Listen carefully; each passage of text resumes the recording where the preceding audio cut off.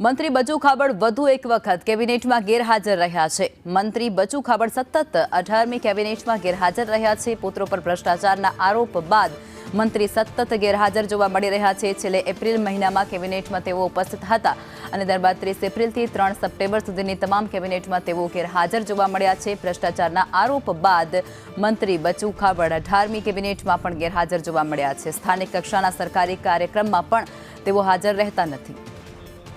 સંવાદદાતા હિરેન જોડાઈ ચૂક્યા છે। હિરેન, શું છે સંપૂર્ણ વિગતો?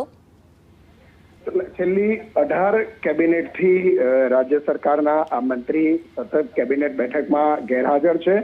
30 એપ્રિલ થી તેઓ એક પણ કેબિનેટ બેઠકમાં હાજર નથી રહ્યા કે નથી સરકારી કાર્યક્રમમાં હાજર રહેતા। એમના બંને પુત્રો છે, એમનું મનરેગા કૌભાંડમાં નામ સામે આવ્યા પછી એમણે ગાંધીનગર પોતાની ઓફિસે આવવાનું પણ બંધ કર્યું છે અને તેઓ કેબિનેટ બેઠકમાં પણ હાજર નથી રહેતા।